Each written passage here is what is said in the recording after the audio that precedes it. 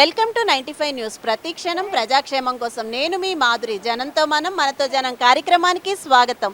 ఈ రోజైతే మనం జవహర్ నగర్ దగ్గర ఉన్నాము. ఇక్కడున్న ప్రజలతో ఒకసారి మాట్లాడేద్దాం. ఇక్కడ చాలా మంది లేడీస్ ఉన్నారు, వారితో ముందుగా మాట్లాడేద్దాం. నమస్తే అండి, మీ పేరు? సరస్వతి. సరస్వతి గారు. సరస్వతి గారు, ముందుగా మీ చేయికి ఏమైంది? కింద పడ్డా ఇరిగింది. ఇక్కడ ఈసారి మీ కాలనీ గురించి, మీరు ఇక్కడ ఎన్నేళ్లుగా ఉంటున్నారు? 35 ఏళ్ళ నుంచి ఉన్నాము. 35 ఏళ్ళుగా ఇక్కడ ఉంటున్నారు కదా. అసలు ఇక్కడ ఎలాంటి అంటే చాలా పథకాలు పెడుతున్నారు కదా. ముందు మీ ఏరియా గురించి తర్వాత మాట్లాడదాం. మీకు అంటే ప్రభుత్వం అయితే ఇప్పుడు కేసీఆర్ గారు చాలా పథకాలు ఇస్తున్నారు. మీరు ఏమైనా అందుకుంటున్నారా ఆ పథకాల్లో? దళిత బంధు అని, లేదంటే డబుల్ బెడ్రూమ్ అని ఏమి ఇవ్వలేరు అన్నారు కానీ ఇవ్వలేదు మాకైతే. ఇప్పుడు ఇక్కడ ఎంత వాటర్ కనిపిస్తోంది, తీయండి. వాటర్ కనిపిస్తోంది, ఇదంతా ఏంటండి ఇవి? ఇది పైపులు పగిలిపోయినాయి, ఎలకలు రంధ్రాలు చేసినాయి. అవి కంప్లైంట్ చేశారా? చేసినాము. అయితే మీకు ఏమీ అందుకోలేదు అంటే మీరు అసలు అప్లై చేశారా ఇవన్నీ డబుల్ బెడ్రూమ్లు అవి? 3 లక్షలు ఇస్తా అన్నారు. మళ్ళీ రేకులు ఇల్లు ఉన్న వాళ్ళకి అందరికీ ఇల్లులు కట్టిస్తామని అన్నారు. ఇంతవరకు ఏదీ లేదు. ఖాళీ 10,000 అంత ఇచ్చిండ్రు మాకు, అంతే.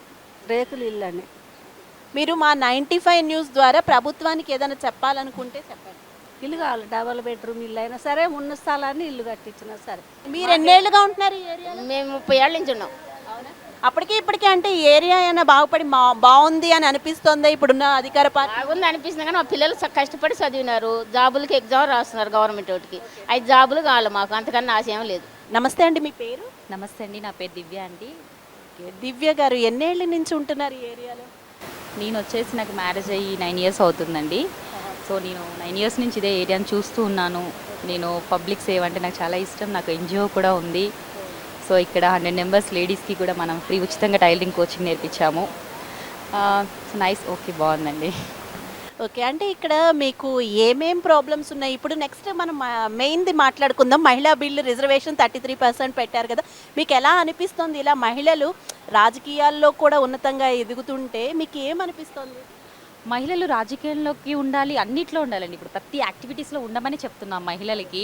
సో ఇంట్లో కూర్చొని జాబ్స్ కోసమే చదువుతారు, జాబ్ కోసమే కాదు. మహిళలు లీడర్స్గా బయటికి రావాలి, పొలిటికల్గా బయటికి రావాలి. ఎందుకంటే మన మహిళ మనమే ఒక శక్తిగా తయారైతే మనల్ని ముట్టుకునే వాళ్ళు ఎవరు ఉండరు కదండి. ఇప్పుడు అబ్బాయిలు మొన్న చూడండి, హాస్పిటల్లో అమ్మాయిలు రేప్ అనేసి ఎన్నో జరుగుతున్నాయి. మనమే ఒక స్ట్రాంగ్ లేడీగా ఉంటే సో ఎవరు మన జోలికి రారు. అంటే ఇప్పుడు మహిళలు ఎక్కువగా అన్ని రంగాల్లో వస్తే ఇప్పుడు రాజకీయాల్లో కూడా వచ్చిన తర్వాత ఏమైనా ఇలాంటి అఘాయిత్యాలు అవి తగ్గుతాయి అని అనుకుంటున్నారా? ఇప్పటికైతే లేడీస్ మీద ఎక్కడికక్కడ జరుగుతూనే ఉన్నాయి. కంపల్సరీ జరుగుతూనే ఉన్నాయి. మహిళలుగా ఒక లీడర్గా మహిళ తయారైంది అనుకోండి, కొంచెం బాగుంటుంది అని నా ఉద్దేశం. ఇంకా ఎలాంటి జాగ్రత్తలు తీసుకోవాలి అని మిమ్మల్ని అడిగితే మహిళలకి మీరు ఏం చెప్తారు? ప్రికాషన్స్ అంటే prevention is better than cure అని అంటారు కదా. సో ముందే ప్రివెంట్ చేసుకోవాలి అంటే ఇలాంటి అఘాయిత్యాలకి వాటికి దూరంగా. సో మీరు ఏం చెప్తారు, ఎలాంటి ప్రికాషన్స్ తీసుకోవాలి వాళ్ళు? అంటే మనం చెప్పేది ఏంటి అంటే మహిళలు కంపల్సరీ స్ట్రాంగ్గా ఉండాలండి. ప్రతి మహిళ ఇంటికి వంటింటికే పరిమితం కాదు. సో మన మహిళ అనేది ఒక మహిళా శక్తి. ఆ శక్తిని బయటికి తీసుకురావాలి. మన చిన్న పిల్లలకు కూడా, పిల్లలు ఉన్నారు, పిల్లలకి కూడా ఒక స్ట్రాంగ్గా నేర్పించాలి. అబ్బాయిలకి మనం క్రికెట్ నేర్పిస్తున్నాం, అమ్మాయిలకి ఫైట్ నేర్పించండి, కుంఫీ నేర్పించండి, కరాటే నేర్పించండి. మన పిల్లల్ని మనం ఎందుకు స్ట్రాంగ్గా చేయకూడదు? బట్ అవునా కదండి. సో అందరు పేరెంట్స్ గురించి చెప్పేది ఏంటంటే అబ్బాయిలు ఒక్కరికి కేర్ తీసుకుంటాం, అమ్మాయిలకు కూడా కేర్ తీసుకోండి. అమ్మాయిలకు కూడా చెప్పండి స్ట్రాంగ్గా ఉండాలి అని చెప్పేసి, భయపడకూడదు అని చెప్పండి. అంటే ఇప్పుడు చివరిగా అయితే మళ్ళీ ఒకసారి పాలిటిక్స్ గురించి మాట్లాడుకుంటే కనుక ఇప్పుడున్న అధికార పార్టీ అంటే కేసీఆర్ గారు కూడా అన్ని పథకాలు పెడుతున్నారు. అలాగే ఇప్పుడు కాంగ్రెస్ కూడా 6 హామీలు ఇచ్చేసింది గ్యారంటీ స్కీమ్లు. సో బీజేపీ కూడా అంతా ప్రయత్నిస్తుంది. సో మీరేమంటారు, అసలు ఏది వస్తే బెటర్ అనుకుంటున్నారు? అండ్ ఇప్పుడు బీజేపీ నుంచి 30%, 32% రిజర్వేషన్స్ అని చెప్పారు లేడీస్కి. మహిళా బిల్ అని చెప్పారు. మహిళా బిల్లు అని చెప్పడం మాత్రం ఇది ఫస్ట్ టైము, మహిళల కోసం ఇది బిల్ అని. కానీ ఏది చేయరండి ఎలక్షన్స్ వరకు అండి. ప్రతి ఒక్కరు, నేను ఎవరికి పార్టీకి ఎగ్నెస్టింగ్ కాదు, ప్రతి ఒక్కరూ నేను అన్నిటికీ చేస్తూ ఉంటాను. బట్ ఏంటి అంటే ఇప్పటివరకే చెప్పడం కాదు, మహిళా బిల్లు అని పెట్టడం చాలా బాగుంది మహిళల కోసం. ఎందుకంటే చాలా వెనకపడిపోయిన లేడీస్ కానీ, పూర్ ఫ్యామిలీస్ కానీ, సో ఈ మహిళా బిల్ అనేది ఈజ్ వెరీ సపోర్టింగ్. అది వస్తే చాలా బాగుంటుంది. చివరిగా ఏమైనా చెప్పాలనుకుంటున్నారా మా 95 న్యూస్ ద్వారా? మా ఏరియాలో అయితే మా ఎమ్మెల్యే మాగంటి గారు, జయదీపే గారు ఈజ్ గుడ్ నైస్. ఏదైనా వర్క్ ఉంది అంటే ఇమీడియట్లీ కాల్ చేయగానే రెస్పాన్స్ అవుతూ ఉంటారు, బాగుంది. సో ఇంకా మనం వీళ్ళందరూ కూడా మంచి నాయకుల్ని ఎన్నుకోవాలని చెప్పేసి అనుకుంటున్నాను. నమస్తే అండి, మీ పేరు? లలిత.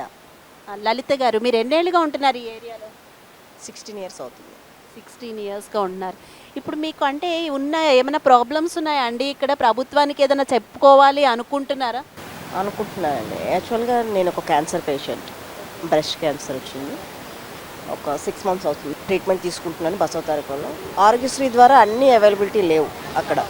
కొన్ని టెస్టులకి మాత్రం పైసలు తీసుకుంటున్నారు వాళ్ళు, కొన్ని ఆరోగ్యశ్రీలో అవైలబిలిటీ లేవమ్మా అని చెప్పేసి అని అంటున్నారు. సో ఆరోగ్యశ్రీ అనేది అన్నిటికీ అవైలబిలిటీ ఉంటే బాగుంటుంది. మాలాంటి వాళ్ళకి వైట్ రేషన్ కార్డు ఉన్న వాళ్ళకి ఆరోగ్యశ్రీ ఒకటే దిక్కు. అయితే కొన్నిట్లకైతే డబ్బులు తీసుకుంటున్నారు, కానీ ఆరోగ్యశ్రీ తరపున అన్నిట్లకి ఉంటే బాగుంటుంది అని అంటారు మీరు మెయిన్. ఇంకా ఏదైనా చెప్పాలనుకుంటున్నారా మా 95 న్యూస్ ద్వారా?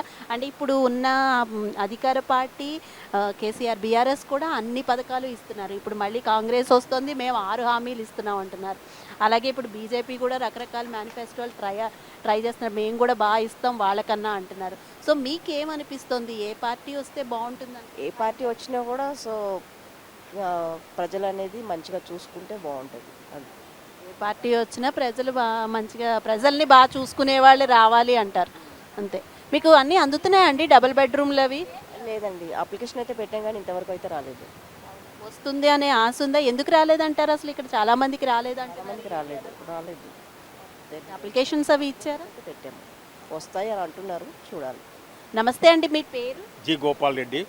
ఏ ఏరోనాటిక్లా పనిచేసి రిటైర్డ్ అయినండి. నేను రిటైర్డ్ అయ్యి కూడా 15 ఇయర్స్ అవుతుంది. ఈ బస్తీలో ఎన్నేళ్ళుగా ఉంటున్నారండి? ఈ బస్సు ఇలా నేను 50 ఇయర్స్కి వెళ్ళి ఉంటున్నానండి. 50 ఇయర్స్గా ఇక్కడే ఉంటున్నారు. ఓకే, మీరు చెప్పండి, అంటే బస్తీలో ఇప్పుడున్న ప్రాబ్లమ్స్ కాదు, అసలు మీకు అప్పటి నుంచి ఇప్పటి వరకు ఏమేం మార్పులు కనిపిస్తున్నాయి ప్రజల్లో కానీ బస్తీలో కానీ? మీకు అంటే మోస్ట్ సీనియర్ అని చెప్పాలి 50 ఏళ్ళు అంటే. సో మీరు చెప్పండి, ఎలాంటి మార్పులు వస్తున్నాయి?